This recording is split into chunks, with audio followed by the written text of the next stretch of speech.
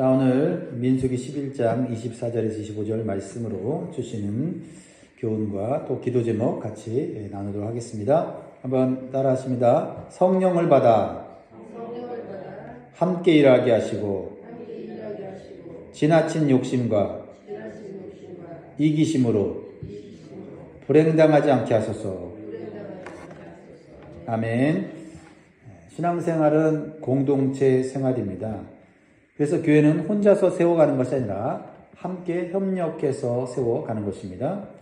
그러기 위해서는 같은 목표, 같은 생각, 같은 마음을 가져야 합니다. 그러기 위해서는 우리는 같은 성령을 받아야 될 줄 믿습니다. 성령을 받지 않고 각자의 생각과 지혜로 교회를 세우려고 한다면 공동의 목표와 하나님께서 각자에게 주신 사명을 잘 감당할 수 없습니다. 오늘 본문은 출애굽한 이스라엘 백성들을 인도에 가던 지도자 모세가 지치고 탈진하였습니다. 그래서 모세가 혼자서 백성들의 요구와 불평과 원망을 더 이상 감당할 수 없는 상황이 되었습니다. 그래서 모세는 하나님께 더 이상 혼자서는 사역을 감당할 수 없다고 호소하며 죽여달라고까지 간구를 합니다. 그러자 하나님께서는 모세에게 70명의 장로를 지도자로 세워서 함께 협력할 것을 말씀하셨습니다. 그래서 모세가 70명의 장로를 세웠을 때 하나님께서는 하나님의 영을 부어주셨다라는 겁니다. 많은 사람들이 세워졌지만은 그러나 같은 마음, 같은 목표, 같은 뜻을 갖지 못하면 오히려 분열과 혼란만 가득할 것인데 하나님께서는 한 마음 한 뜻, 한 목표를 가지도록 하나님의 영을 부어주셨다.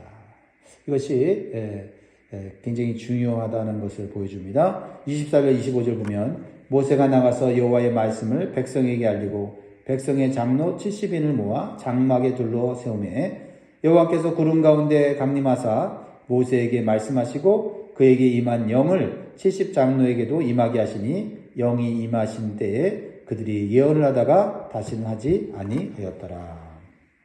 자, 모세에게 임한 영을 70명의 장로들에게도 임하게 하셨다는 것은 무엇을 의미할까요? 그렇죠?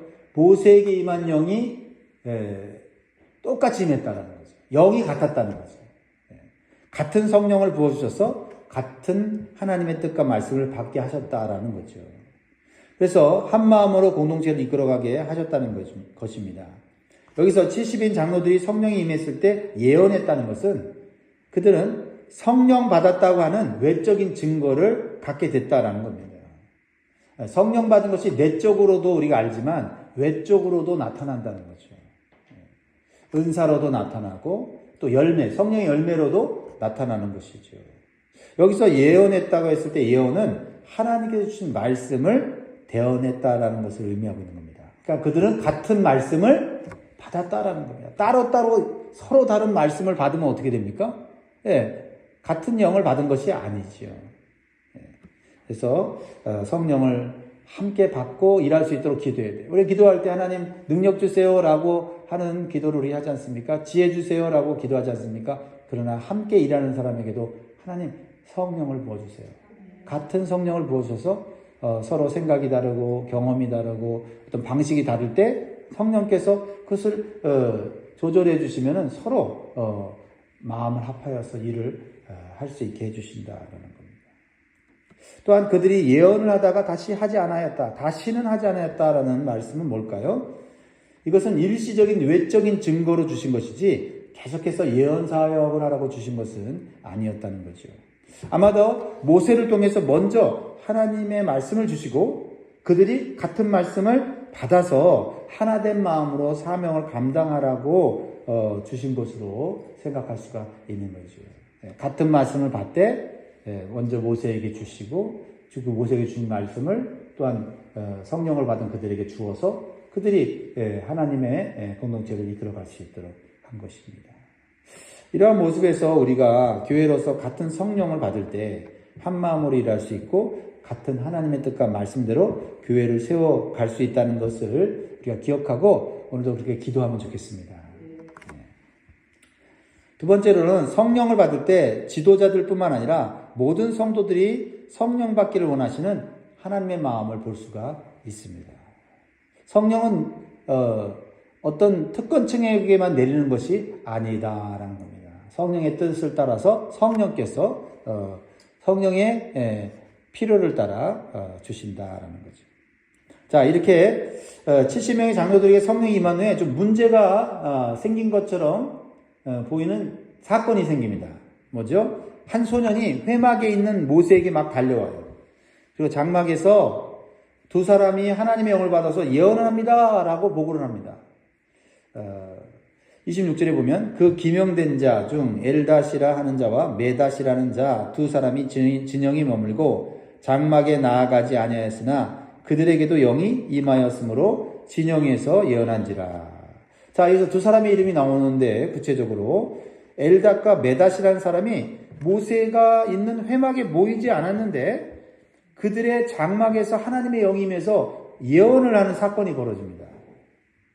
이 두 사람이 70명의 장로에 속했는지 아닌지는 정확하게 여기에서 알 수는 없지만은 그러나 그들에게도 동일한 성령이 임했다라는 겁니다. 그리고 성령 받은 증거로 예언했다라는 것이 확실합니다. 그래서 여호수아는 이 상황을 어떻게 해석해야 하는지를 몰라서 자신의 생각으로 모세에게 그들을 말리라고 요청을 합니다. 그것은 여호수아가 모세를 위한 것이기도 했습니다.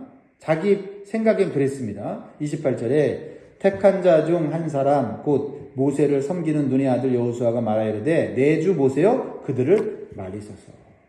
자, 그러자 모세는 이 상황을 자신의 생각이나 여호수아의 생각을 따라 판단하지 않고 하나님의 뜻을 따라서 해석을 하여서 여호수아에게 가르쳐주고 있다는 겁니다.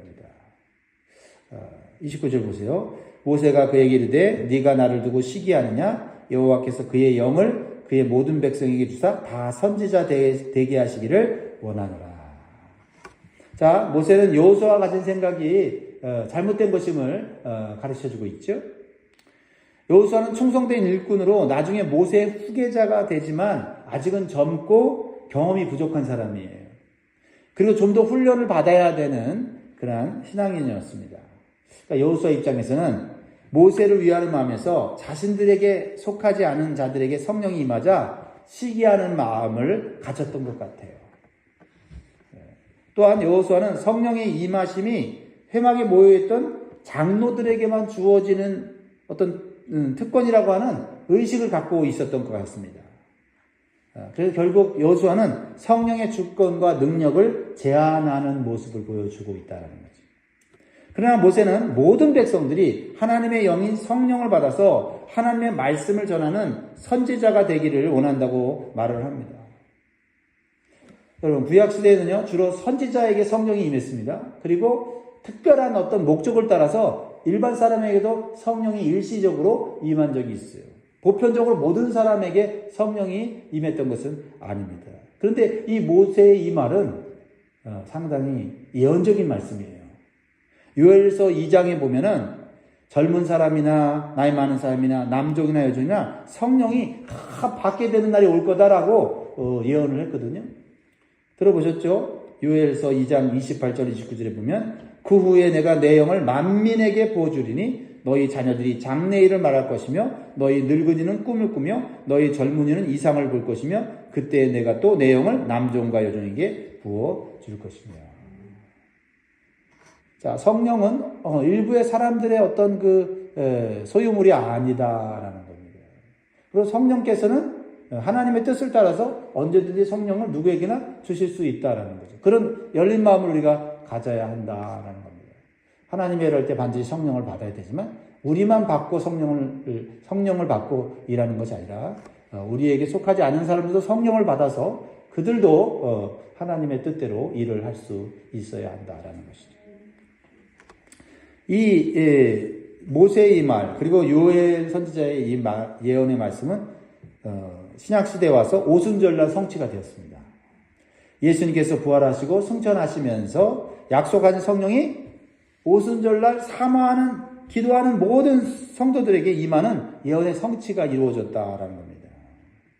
그 이후로 성령을 사모하고 간구하는 모든 자에게 차별 없이 성령께서는 역사하십니다. 얼마나 감사합니까? 그러면 우리는 모두 성령을 받아야 되고 성령 받은 사람들과 함께 주님의 교회를 협력해서 세워나가야 하는 것입니다.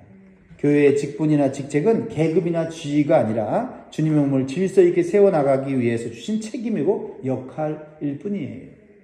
그래서 성령이 주는 은사를 따라서 각자의 위치에서 충성하면 모두 함께 하나님의 은혜와 축복을 누리게 되는 줄 믿습니다. 이제 하나님께서는 불평하고 원망하는 이스라엘 백성들의 소원을 들어주십니다. 그것은 그들이 애굽에서 먹었던 고기를 광야에서 먹고 싶다는 것이었어요. 근데 기도로 간구한 게 아니라 어떻게 했어요? 불평의 말로 하나님 앞에 하소연했습니다. 그래서 하나님께서는 고기가 실증 날 정도로 주시겠다고 약속하셨는데 상상했던 것보다 훨씬 더 많은 고기를 주셨습니다. 자, 우리는 이것을 통해서 깨닫게 해주시는 교훈은 하나님께서는 약속하신 말씀을 반드시 이루시는 능력이 하나님이시고요. 그리고 은혜를 베푸실 때는 모자라게 주시는 분이 아니고 풍성하게 주신다는 거예요. 31절을 같이 읽습니다. 시작. 바람이 여호와에게서 나와 바다에서부터 메추라기를 몰아 진영 곁 이쪽 저쪽 곧 진영 사방으로 각기 하루길 되는 지면 위 2규빗쯤에 내리게 한지라. 여러분, 이게 얼마나 많은 양의 메추라기인지를 우리가 상상해 볼 수 있어요. 자, 하나님께서 초자연적인 바람을 불게 하십니다. 그러니까 메추라기를 모으는 거예요. 하나님만이 하실 수 있는 거죠. 메추라기를 모아서 그 메추라기가 그 광야에 임했는데 하루길이면은 사람이 하루에 보통 30km 정도를 걷거든요. 8시간만 걷는다고 하면 보통 30km, 약 30km를 걷는데 그 30km 되는 그 길에 뭐가요? 메추라기가 다 내린 거예요. 그리고 얼마나 많이 내렸냐면 2규빗이면 45cm, 45cm 하면 90cm잖아요. 거의 1m 정도 되는 메추라기가 퍼득거리면서 그 길바닥에 있는 거예요. 광야길에 있는 거예요. 얼마나 많습니까? 그냥 바로 그냥 잡아다가 그냥 먹으면 되는 거예요. 구워 먹든지 삶아 먹든지 튀겨 먹든지. 갑자기 먹고 싶네요. 자, 그런데 이것은 하나님께서 약속하신 것보다 더 풍성하게 해주시는 그런 하나님의 은혜를 우리가 느낄 수가 있습니다. 그러면 이런 하나님의 은혜에 대해서 이스라엘 백성들의 태도는 어땠을까요? 여러분들이라면 어땠겠어요? 고기가 먹고 싶었고, 근데 하나님이 고기를 주셨는데 상상할 수 없을 정도로 풍성하게 주셨어요. 그러면 여러분 어떤 태도를 보이겠어요? 그런데 여러분 같으면은 감사가 벌써 나오지 않겠어요? 그죠? 안 그러세요? 고기다 하고 막 여기 정신을 팔리겠습니까? 이스라엘 백성들은 정신이 팔려서 하나님은 보이지 않고 하나님을 무시하는 행동을 했습니다. 하나님을 기쁘시게 하지 못했어요. 32절 보세요. 백성이 일어나 그날 종일 종야와 그 이튿날 종일토록 메추라기를 모으니 적게 모은 자도 10호멜이라 그들이 자기들을 위하여 진영 사면에 펴두었더라. 자, 백성들이 일어나자마자 메추라기가 엄청나게 펼쳐진 걸 보고 이틀 동안 아침 저녁까지 하루 종일 막 메추라기를 모으는데 정신이 팔려 있는 거예요. 그리고 적게 모은 자도 10호멜이라고 했는데 2200리터. 그러니까 콜라병 1리터짜리가 2200개가 있는 거고 트럭으로 따지면 2톤 트럭 정도의 메추라기를 한 사람이 그렇게 모은 거예요. 그렇게 되겠죠. 이틀 동안 그것만 모으면 말이죠. 그리고 진영 사방에다가 펼쳐놨대요. 왜 펼쳐놨어요? 말렸다가 나중에 쌓아놓고 저장해놓고 나중에 오랫동안 먹으려고. 하나님께서는 그들의 마음속에 있는 탐욕과 이기심을 보고 진노하셔서 그들을 크게 징계하셨습니다. 은혜를 베풀어 주신 것을 그들은 은혜를 망각하고 욕심을 채우고 이기심을 채우는데 정신이 팔린 거죠. 33절 34절 보면 고기가 아직 이 사이에 있어 씹히기 전에 여호와께서 백성에게 대하여 진노하사 심히 큰 재앙으로 치셨으므로 그곳 이름을 기브롯 핫다아와라 불렀으니 욕심을 낸 백성을 거기 장사함이었더라. 왜 하나님께서 이토록 진노하셨을까요? 하나님께서 그들에게 은혜를 베푸셔서 그들에게 깨닫게 하시려는 게 있었습니다. 먼저 하나님께 대한 죄와 불순종을 생각나게 하시려는 거예요. 그들이요, 하나님께 주시는 음식을 애굽의 음식보다 못한 것으로 여겼습니다. 그렇죠? 하나님 주신 만나, 그거 애굽의 음식과 비교해서 결코 뒤떨어지지 않는 거거든요. 그러면 그 주신 것에 대한 감사가 있어야 되고, 필요하면 하나님 고기 먹고 싶습니다 하고 요청해야 되는데, 애굽과 비교하면서 애굽에서는 이렇게 좋은 거 먹었는데 광야에서는 이거 맨날 먹는 거 지겹다 그러면서 하나님이 주신 것에 대한 감사가 없었고, 그리고 하나님의 그러한 은혜를 기억하지 않았다라는 것입니다. 그러니까 그들이 이 풍성한 메추라기를 보면서 와, 하나님께서 우리가 불평했음에도 불구하고 원망했음에도 불구하고 이렇게 은혜를 베푸시다니 하면서 회개 먼저 했어야 된다는 거죠. 그 모습이 없잖아요. 그래서 하나님께서 메추라기를 주시기 전에 18절에 보면은 너희 몸을 거룩하게 하라고 하셨거든요. 근데 이들은 선물을 주신 하나님을 잊어버리고 오직 고기를 하나 더 갖기 위한 탐욕을 채우는데 집중했다라는 것입니다. 그러니까 하나님 보시기에는 고기를 주시기 전과 고기를 주신 후에 달라진 마음이나 모습이 하나도 없었던 거예요. 그들에게 오직 필요한 것은 육신에 먹을 것이지 하나님은 아니었다는 것이 증명이 되는 거죠. 그러니까 하나님 진노할 수밖에 없는 거죠. 이렇게 인간의 탐욕은 끝이 없고 만족이 없는 겁니다. 결국 탐욕은 죄와 죽음을 가져올 수밖에 없다는 것을 보여주는 거죠.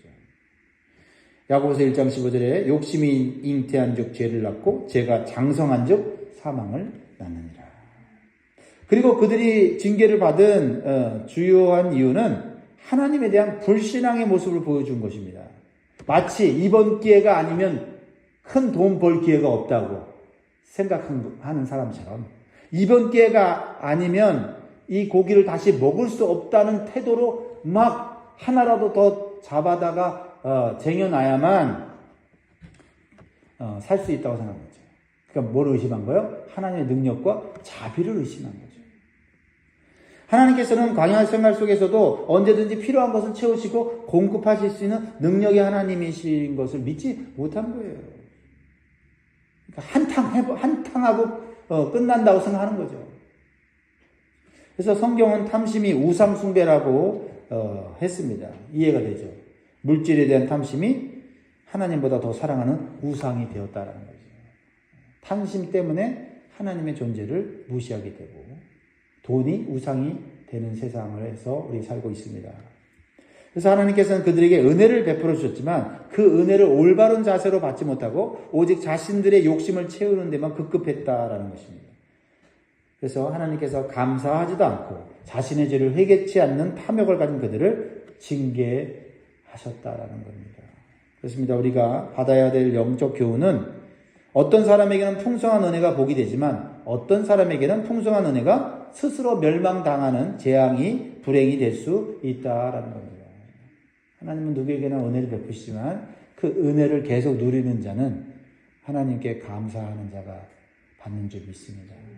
또한 하나님의 능력을 신뢰하여 주신 선물보다는 선물을 주신 하나님을 사랑하는 자에게 더 큰 은혜를 주신 줄 믿습니다. 그렇습니다. 사랑하는 성도 여러분, 먼저 주신 것을 여러분 감사하시기 바라고 또한 간구하여 주신 것을 더 감사하시기 바랍니다. 그리고 하나님께서 주실 때마다 우리가 받을 자격이 없음을 하나님 앞에 고백하고 또 우리의 죄가 있다면 회개해야 될 줄 믿습니다. 그리고 하나님께 감사와 찬송의 예배를 더욱더 올려드려야 될 줄 믿습니다. 말씀을 읽겠습니다. 사랑하는 성도 여러분, 오늘도 주님의 교회를 위해서 주신 직분과 책임을 주신 것을 감사하시고 성령을 받아서 다른 성도들과 함께 한 마음으로 건강하고 아름다운 공동체를 세워갈 수 있기를 바랍니다. 그리고 내 안에 지나친 욕심과 이기심이 있는지를 살펴보고 회개하고 거룩한 마음과 감사한 마음으로 하나님을 찬양하고 예배하는 날, 그러한 우리 인생이 될 수 있기를 주의 이름으로 축원드립니다. 기도하겠습니다.